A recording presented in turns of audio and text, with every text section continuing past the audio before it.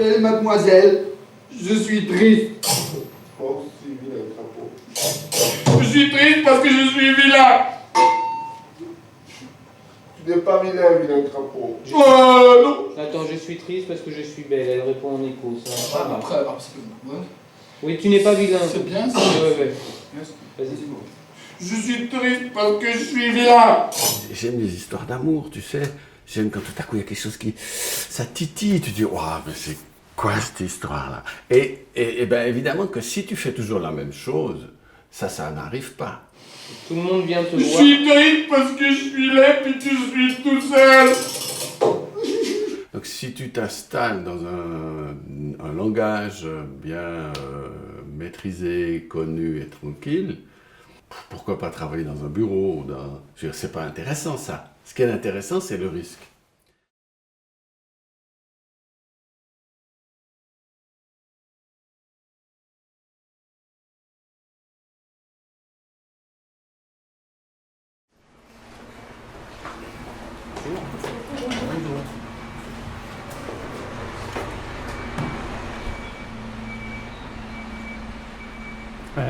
On pourrait aller par l'escalier de secours.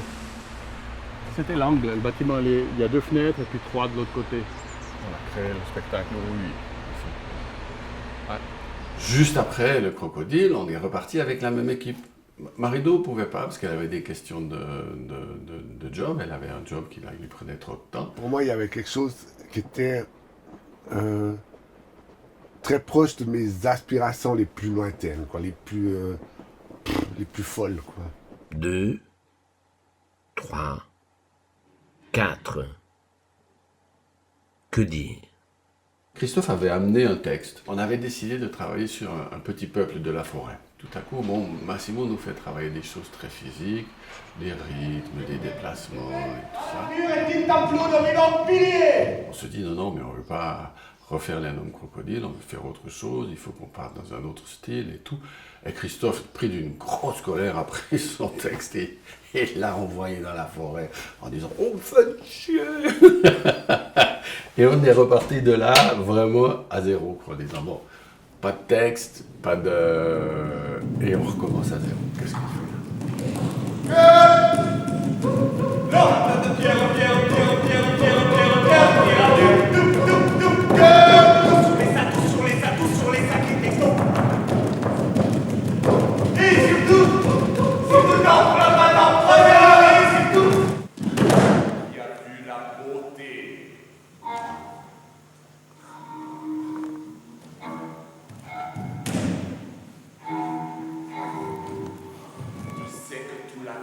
que la même apparence, ainsi que disent les crapauds indiens.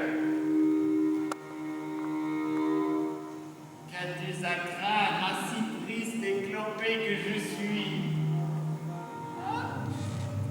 Oui. Mais ça n'est pas ta bonté qui saura satisfaire un cœur comme le mien. Car supérieure à la tienne est la bonté des fées.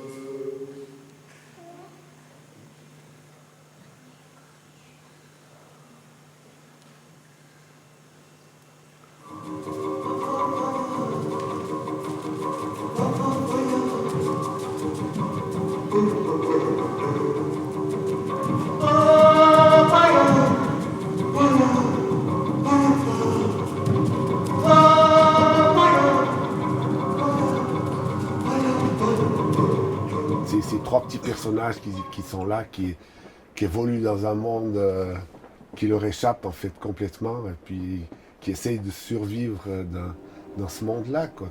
C'est très ce qui se passe un peu dans nos vies, vraiment, quoi. Le printemps reviendra.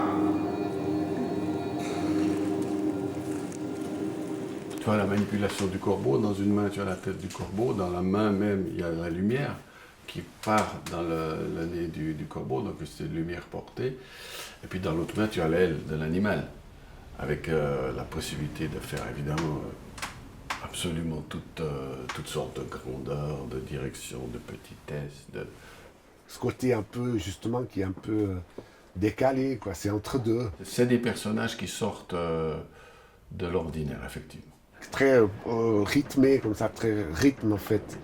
On avait un langage spécial dans on avait travaillé sur la période 1870-1900, les auteurs, les créateurs de poésie francophone. On avait des poésies comme le classique « La nature est un temple où deux vivants piliers se répondent ». Et nous, dans notre langage, ces trois petits bonhommes, ils avaient des rituels d'un langage et d'une culture ancienne, mais non, oubliée. Donc ils ne savaient plus dire le poème original. Ils l'avaient transformé et ils disaient « Ah, nature était un peu de vivant pilier ». C'était une joie, mais une joie immense de mêler directement un mode d'écriture avec la musique. J'écrivais des poèmes et j'écrivais des chansons. Le texte de Christophe était assez génial pour ça, parce que, en fait, il était compréhensible dans toutes les langues. Je suis surpris comme j'ai bien compris votre français. Alors que les Français nous disaient « On n'y comprend rien, votre français !» Mais c'est clair, c'était pas du français. C'était autre chose. Ça y ressemblait, mais ça n'était pas. Et ça a vidé la salle. La seule fois que ça nous est arrivé, on avait un théâtre plein. On joue, pam, on arrive au bout, pam, lumière, il n'y a plus personne dans la salle.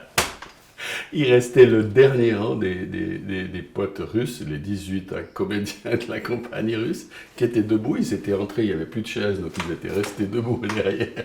Et ils étaient là debout derrière. Un peu plus loin.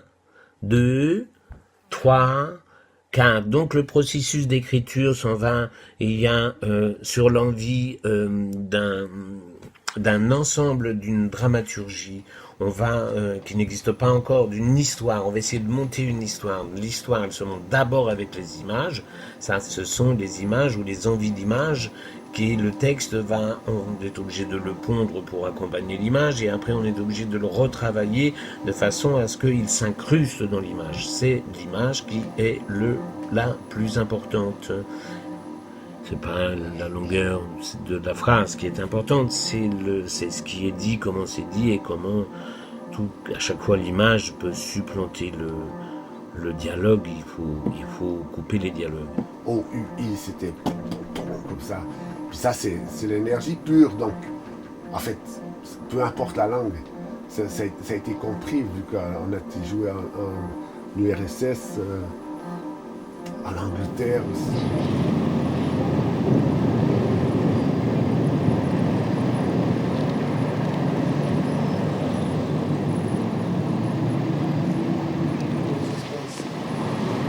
Ça, c'est quoi? Nous sommes ici, il y a un ferry qui arrive, plein de voitures et de gens. On va monter là-dessus dans pas longtemps.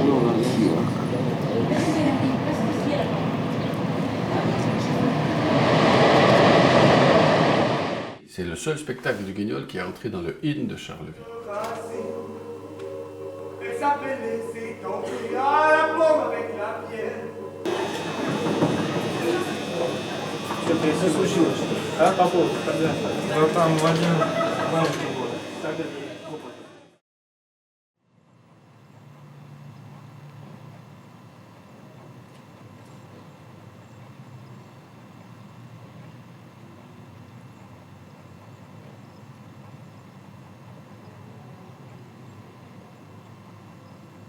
C'est un peu la thématique de la nature, et puis voilà, la régénération de la nature.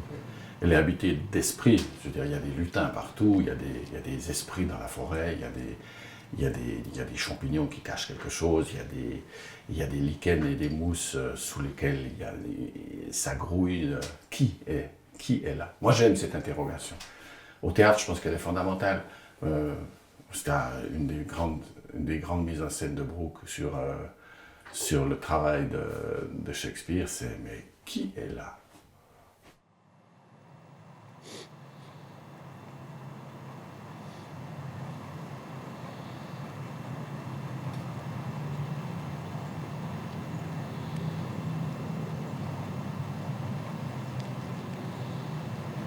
L'hiver est enfin fini, les grands nuages sont en train d'arriver, c'est qu'il va pleuvoir.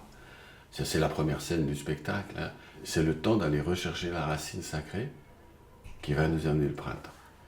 Donc c'est ça l'histoire, tu vois. Et on traverse une forêt, on traverse des marécages, on est presque pris par la terre à un moment donné qui veut nous aspirer, nous tuer. Mais à la fin, on retrouve, au milieu des glaces, on retrouve la racine du printemps. Le gros grand qui garde sur son passage.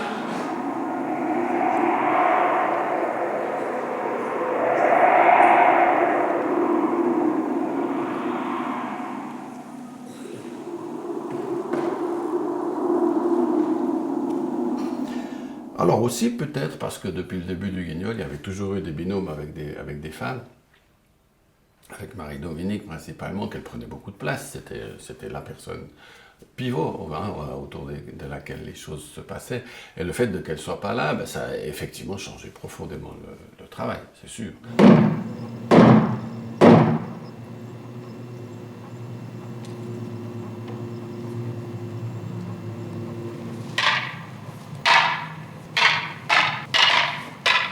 Quand on bossait, c'était vraiment entre mecs, et puis quand on se tranchait la gueule, c'était entre mecs, et puis quand on se faisait à bouffer des spaghettis, c'était entre mecs. C'était assez basique, hein.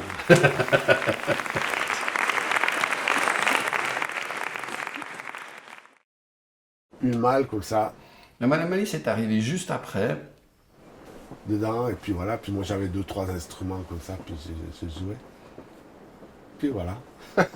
La Madame Alice, elle a quelque chose de différent dans le sens où ce sont des marionnettes qu'on a mis ensemble, et puis ces marionnettes, elles racontent des histoires, et puis c'est un spectacle qui est semi-improvisé, même si on l'a travaillé, formé, et puis du coup, il peut être différent suivant les publics, suivant l'âge ou les endroits où on joue, et c'est un spectacle de proximité. Puis là, on a choisi environ une trentaine de marionnettes, assez typées, différents types, pour que ce soit vraiment très varié. Et puis, c'était comme une présentation pour les enfants. C'est un spectacle qui a été en évolution pendant toutes les années. Il y a aussi Massimo Bertinelli qui nous a un petit peu coaché sur nos déplacements, notre manière de faire pour qu'il ait du rythme. Joséphine revient! Il ne tient pas à une princesse! Promenez la Du Naval, elle est tombée là au fond du puits. Et puis, je suis bien embêté. Qu'est-ce que tu me donnes? Je te donne un bon pour un cours pédagogique. À force de le jouer, il y a des interactions entre les marionnettes qui font que tout d'un coup, il y a une petite histoire qui se crée comme ça. Enfin, c'était plein de petites histoires. Là. Elle a des lumières à s'essuyer! Où ça? Je vais aller voir ça, moi! Mais tu es fou! Il y en a une là! Elle fait des lumières! On n'est pas des rappeurs au chocolat! Non, moi je suis pas d'accord! Allez, moi je vais voir! Bidon! Mais attends-moi!